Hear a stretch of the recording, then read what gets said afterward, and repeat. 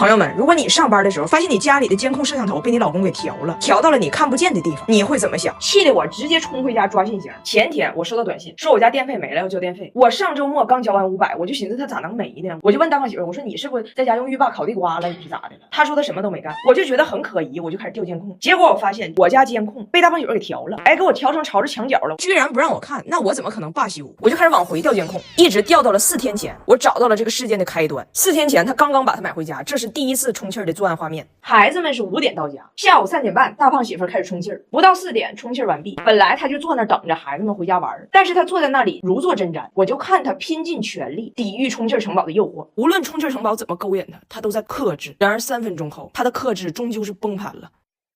OK。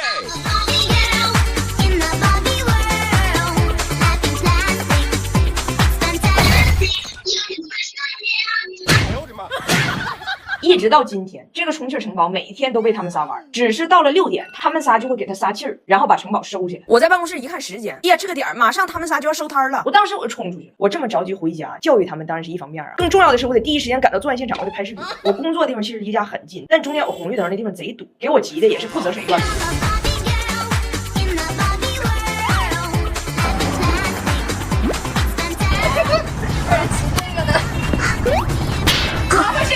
这路上我就回忆，1周前大胖媳妇就跟我磨叽过，说给家里买了个淘气堡。我说你但凡让我看见这个淘气堡，我就给你撇了。他挺听话，他把所有的精力都用在了不让我看见淘气堡。我就寻思你有钱花这上干啥呢？大胖媳妇不服气，说同样是双11，为啥我买 SK2 就行呢？我说该省省该花花，充气城堡让你费电，但神仙水让我保持年轻，坚持7天1周期，皮肤回春像大衣。双11一瓶到手半年量，肌肤没有空窗期，你们再作我也依然年轻。我就冲回家了，哎，门的密码锁让大胖媳妇给改了。验证失败。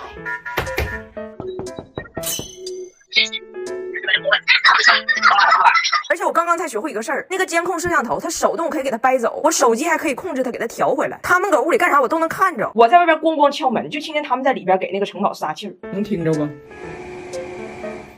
我听着了，哎呀，大胖媳妇拼命撒气儿。此刻的她不是大胖媳妇，是撒气儿夫人。撒气儿夫人回家我就批大胖媳妇，我说谁好人家整这个玩意儿，占地方不说，老费电了。大胖媳妇和孩子们都来跟我说啊，就是喜欢就要留着，不能扔。费电这个问题，他们可以从别的地方省回来就行了。给我气的，我说那今天晚上谁也别用电了，你晚上你不还得备课吗？我看你怎么不用电，你给我省回来。没心没肺3人组跟我说，备课的电可以省，但是充气城堡必须留。老爷们一起跳舞啊！喂，哥们儿，呀，你媳妇来看看。我头，眼泪止不住地往下流。哎，我远在加拿大的小姑子好可怜，她在加拿大等着做缩胸手术3年了，还没排上呢。原因是还是不够大，有比她更大的还没做呢。我这小姑子就是上次在我女儿的儿童泳池里不慎溺水那个，她是个E杯，照理说不该溺水，因为这E杯完全能顶救生圈。不夸张的说，她的胸和我脑袋差不多大。她家就是有这个璀璨的传统。我大胖媳妇呢也是很婀娜呀，4尺8的水蛇腰上正经也顶着个 C 杯呢。但是呢，这个部位的脂肪确实给我小姑子造成了很大的负担。我还不理解，我说多好啊，你是童颜巨胸，我是巨颜童胸，70年生人的脸顶着个00后的胸。但是他很真诚的说，他说他这个胸啊就太沉了，对他的胸椎脊椎都造成了挤压，就非常痛苦，他必须得去做这个缩胸手术。结果等到今年又没排上，人医生说你前边还有若干个G杯女士在等待手术，他们的情况更迫在眉睫。你说你一个E杯，你的痛苦跟人家 GHIJ 杯比，是不是杯水车薪？我小姑一听也没话了，只能回家等着去。你说谁遇着大忌不得让人走？回来跟我一顿抱怨，最后由衷的跟我说，我真羡慕你们这些没胸的，没胸就不会下垂，没胸就不会下垂。我说你荒诞至极。我虽然没胸是不假，但是我依然下垂。作为一个 UP 主，我身上很多的部位都很大，谁说胸小就不下垂了？当妈的可能能懂，就我以前就心胸是挺空虚的一个人，怀孕的时候呢就胀得非常充实，也有过就 C 杯的巅峰。然后呢生完孩子喂奶的时候就是吃先大吃完小，吃先大吃完小，那一天到晚命运几次的轮回。所以你就看过那个新气球吹了瘪吹了瘪吹了瘪，吹瘪几次以后就跟我的胸一样，就是有点像什么呢？就像泡了汤的馄饨皮儿，泡了汤的馄饨皮儿。所以作为30岁的女人，我选内衣的时候，核心不只是耳力，还有知天命。我需要把我的馄饨皮儿聚拢去，但是又不能把那馄饨馅挤稀碎，太累不行。我天天和这个200多斤没大心的大胖媳妇过下去，就已经是被伦理道德束缚的结果了。我不能再被别的东西束缚了。我真心向你们推荐内外这个内衣，兼顾塑形和舒适的内衣。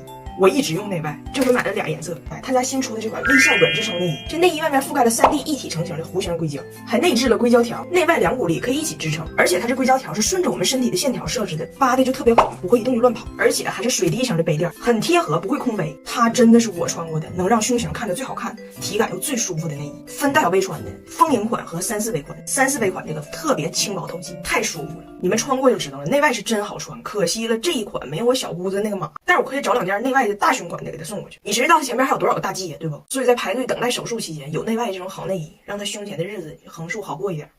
今天我跟你们讨论一个比较严肃的话题啊，就是我想认真的问你们一个问题：我是90年出生，就是我是90后，但是为什么在你们所有人心中，我是一个就是76年间的这么一个产物呢？我也是看着《流星花园》薰衣草长大的这么一代人呢，就是偶尔夹杂点马大帅啥的。那我青春期的时候想撒娇，我也是就是道明寺你这个周桃寺，然后想装深沉的时候，我也是就青春是一道明媚的忧伤啊。我也是看着偶像剧，听着流星雨，暗恋着花泽类长大的一代人呢。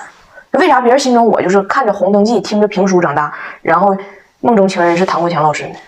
为什么所有人都管我叫彩玲姐？为什么所有人都认为我比他们大很多？为什么我的人设就这么的风尘？我录脱口秀大会的时候，就那些长得很年轻的95后啥的，管我叫彩玲姐行。徐志胜管我叫彩玲姐也行，毕竟人徐志胜的问题，他长得不是苍老，是蹉跎，他那张脸就感觉被什么玩意儿给蹂躏过，就蹂躏了。但是蹂躏他的是啥呢？也说不清，但肯定不是岁月。这都行，这都行。关键是周奇墨见着我管我叫彩玲姐，他好意思吗？他是不是狂徒？你们觉得他比我年轻吗？最有意思是前2天我回铁岭上浴池搓澡，被认出来了。这个浴池搓澡这个搓姐呢，就咱也别说人看着岁数大，不能制造容貌焦虑嘛。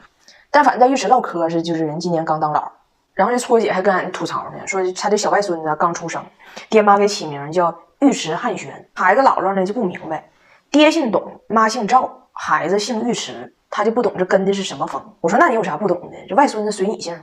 你看你姥姥叫浴池夏妮，浴池夏妮，外孙子叫浴池汉轩嘛。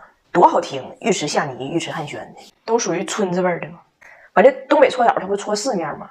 就搓到第3面的时候，他刚要拍我，他就发现他说你挺短的呢，搓床空半截。哎，你是不是那个抖音上面那个彩玲姐？就浴池夏妮管我叫彩玲姐那一刻，我心里挺不是滋味儿，蹉跎的内心起涟漪。夏妮的姐姐是春妮吗？实话说这个事儿我不是很服，我觉得我脸长得不老，而且咱亚洲人本来皮肤就挺紧致的，你没看着我老公他一家人呢？他们一家人那个皮肤，咱讲话了就不是咱嘴损啊，就一吹那个褶子都直起浪，皮想紧肉不让，长江后浪推前浪。而且我不也是很注意保养吗？这是我第3次推荐羽西流金瓶的，这次是新升级的流金瓶 2.0 版本，玻色因的浓度从 9% 升级到了 15%。羽西是欧莱雅集团皇室中的一个低调却得宠的公主，这个浓度属于皇室专宠了，用起来感觉肤感更细腻，吸收的也更快。里面有鼠李糖还有红茶酵母，维稳皮肤屏障，所以可以抗衰老。因为我和别的喜剧演员不太一样，我没有觉得自己说段子不好笑，有创作瓶颈啥的。我觉得我自己老逗了，一天给自己笑个咯咯的，就那蛤蟆疯了我笑一天。面部表情就比较丰富嘛，它可以改善我因为面部表情过欠长出来的抬头纹和法令纹。因为有青海的雪域虫草可以延缓胶原流失，再加上玻色因本来可以激活胶原生成，所以在胶原蛋白这个领域上接近增加了1倍。你说实话，其实是不是挺嫩？尤其它加了玻色因助推的渗透科技，就省得白涂一层挺老厚，其实一点没渗透。加点助推高科技，以免